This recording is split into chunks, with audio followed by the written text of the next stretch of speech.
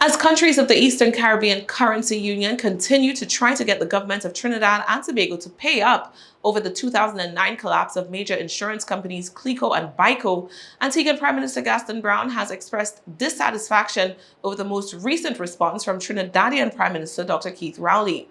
Browne, the chair of the ECCU Subcommittee on Insurance, announced last month that the committee had decided, after 3 failed attempts to get the Trinidadian government to pay outstanding funds, to take the government of Trinidad and Tobago to court over the issue, meaning that a legal showdown could soon develop between Trinidad and Tobago and ECCU member states Anguilla, Antigua and Barbuda, Dominica, Grenada, Montserrat, St. Kitts and Nevis, St. Lucia and St. Vincent and the Grenadines. According to Trinidadian press outlet The Guardian, Prime Minister Browne said that he issued a letter to Prime Minister Rowley following the ECCU decision to take the matter to the Caribbean Court of Justice. On his radio program last weekend, Browne told listeners that the Trinidadian Prime Minister had responded, but that Dr. Rowley had, in Browne's opinion, commingled a number of issues. Although he did not go into detail about the contents of the communication between the two leaders, Browne contended that Rowley's response contained issues that had no bearing on the case that would soon be brought before the CCJ.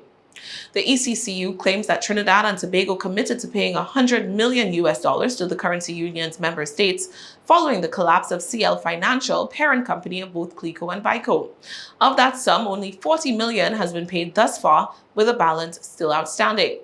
The pending lawsuit from the ECCU member states will join another matter currently before the courts, as last October the policyholders themselves from Eastern Caribbean countries banded together to take the government of Trinidad and Tobago to court.